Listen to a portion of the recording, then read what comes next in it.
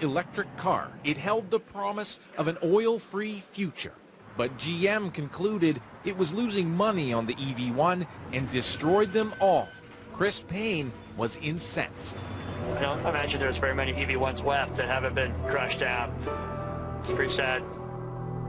Payne blamed car manufacturers, oil companies, and the California government for killing the electric car. I drove that car for about 5 years. In the process, I became kind of committed to why this technology is good and is going to roll forward in the future. This is the garage where we keep the electric cars. The roof here is full of solar panels. A decade later, he's clearly a convert. The energy comes into this circuit board, and then we send it to the different chargers. So you're powering off the sun? Yeah, everything is powered right off the sun here. He now owns 3 types of electric cars. All 3 of these cars don't require a charger. You can just do it off the wall. All subject of his sequel, Revenge of the Electric Car. That film chronicled GM back in the game with its gas-electric Volt, Nissan with its all-electric Leaf, and Silicon Valley billionaire Elon Musk unveiling the luxurious electric Tesla. Really what matters is, are we making a difference in the world? Until we see every car on the road being electric, we will not stop. This is really just the beginning of the beginning. Jump forward 7 or 8 years, the cars are coming back. People are like, whoa, the Model S won the car of the year. Wealthy people are saying, I'm going to choose that car instead of this car. You're in the middle of a big change, fundamental change that's happening. In Canada, on the BC coast, some say change is coming fast. 0 to 100 kilometers in just a smidge over 4 seconds. Vincent Argiro, who made his fortune designing health software, owned the first Tesla in British Columbia. Charging port is here. He traded in his Ferrari to buy it with his wife Maggie's blessing. The idea of having a guilt-free sports car that was high performance but had 0 emissions, that was very exciting to us. The car has about as much storage space in the front of the car as most cars have in the back. Wow. Without a giant internal combustion engine, there's lots of room. That's the kind of engine I could fix, maybe. Naturally, when Tesla released its Model S, they got one. Oh, you pushed the button. Okay, all right. There. Nice. Okay. How much did it cost? This car, as it's configured, is about $100,000. Begging the question. Is this just a rich person's plaything? What would you say to that? We felt like, because we have been blessed with wealth, that we were in a position to buy this car, that it was our social responsibility to do so, to move the technology forward, to put our faith and our trust and our money where our mouth is. If you really want to get rid of petroleum products, then find a way to buy one of these cars and stop talking about it.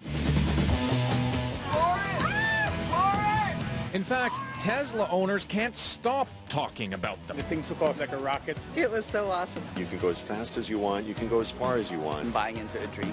Turning Tesla into stock market darling with lofty promises to put gas stations out of business. Even car reviewers are raving. This car performs better than anything we've ever tested before. Let me repeat that. Not just the best electric car, but the best car. I'm really surprised to be hearing myself say this because I'm a gasoline engine guy, but you spend a little time with a powerful electric motor car and it's pretty convincing. Impressive, yet not enough to convince this car reviewer. You can take a gas car anywhere and find fuel. If it breaks, you can find somebody who can fix it. Having an electric car is sort of like being the first gasoline car driver back in 1907. It's an adventure when you go on the road. You have to plan, and you call ahead and make sure that thing's still there and carry some extra, sleeping bag and some food because you may be on the roadside overnight if you're not watching. It pains John Odell to say that. He reviews green cars for a living, like this one, an electric Fiat sold only in California. He himself owns 2 electric cars, but they've got to break through, in marketing terms, it's called the valley of death. You have a new technology that you're marketing. It's always gobbled up enthusiastically by the early adapters who, have an eye on that. And then you have this great valley of death that you have to get through to go from the early adapter to the early majority, where sort of mom and pop starts buying. And moms and pops who only own one car still have range anxiety. Tesla may offer an impressive 370 kilometers on one charge, but the more affordable Nissan Leaf, only 120 kilometers. The fear of running out of juice is real, because charge stations are still few and far between. Plus, at a park and plug like this, it takes 4 hours to fully charge. So you don't buy the claim that gas stations are going to be a thing of the past and we're going to see plug-ins on every corner? No, I don't. I think the gasoline engine is going to be here in large numbers 25, 30, 40 years from now, unless, we simply run out of gas for either geopolitical or economic reasons. Chris Payne likes to say fear of change disappears once someone test drives an electric car. Once people do it, they become like holy warriors. But he knows North American buyers aren't stampeding to electric car showrooms. Fewer than 3,000 EVs and plug-ins were sold in Canada last year, less than 0.2% of auto sales. In the U.S., about 50,000 electric and plug-in hybrids were sold last year, a mere 0.6% of auto sales. Why? Oil still rules. Just 5 minutes from Payne's home, the largest urban oil field in the U.S., newly invigorated thanks to fracking. I wanted to bring you up here because it really does suck. They're sucking up fossil fuels from the center of Los Angeles when we have all the power we need coming down from the sun on millions of roofs that could be powering all the electric cars here. Whether it's tar sands or going back to these old oil fields and fracking from them in the middle of a very populated area, it's old-time thinking, and it's not thinking what we can be doing. What were you driving before? I was driving Prius. A Prius? Yes. And you like this one better? It's for green. It's good for the earth, right? And you don't smell gas. Enter Paul Scott, the top salesman of Nissan Leafs in California. I love talking to my customers and Leaf drivers in general because they all understand it the way I understand it. He's a lifelong environmental activist who fought long for electric cars, then signed up to sell Leafs for Nissan. You could be retired right now. Why the heck are you selling cars? It's important because transitioning from internal combustion to electric solves a lot of the world's worst problems. We fight wars over oil. We've never fought war over electricity, and we never will. You can make electricity from the sunlight falling on your house, from the wind blowing through the mountain passes, and you can run your home and your car on that renewable energy. That eliminates all the pollution from extracting, shipping, refining, distributing, and burning of oil. Going back and forth, no problem. I don't even have a quick charge at home. Yeah. I just plug it into the wall, and it works. But Dad's in the hospital, I need to make a detour. Now I'm in trouble. Well, that's why we have the fast chargers. Yeah, no, this is great. For every consumer concern, Scott has an answer. What am I going to have to do when I have to replace the battery? 8 or 10 years from now, I'm going to have to put $12,000, $8,000 into a new battery. Probably more like $5,000 or $6,000. And you've just driven the car for 8 or 10 years and haven't spent a dime for gas. A lot of them are just looking at the bottom line, Paul, right? They're sitting down, they're punching their calculators, and they're saying, I don't know if I can make the car payments right now on a $34,000 car. It's really a matter of understanding math and looking at the long term rather than just today. What is it going to cost me today? Because, these people who buy these cars or lease these cars, they stop going to gas stations.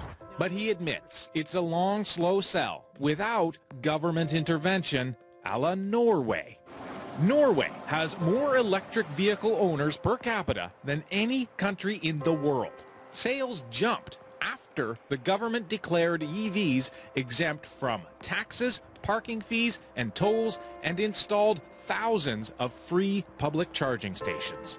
But different story in the U.S. The Obama administration did ask a panel of thinkers to fast forward 35 years to try to figure out how to cut gas emissions from cars by 80% by 2050. So you start with all your new technologies. John Odell was part of that panel and wasn't convinced electric is the only answer. Short of insert miracle here, we're going to have a mix of highly efficient gasoline cars, highly efficient conventional hybrid, gas-electric hybrids, plug-in hybrids, some electrics, and some fuel cell hydrogen vehicles. So some battery electrics. No one technology is going to win. No, by 2050, no one technology. We just don't see it. Our committee did not see it happening.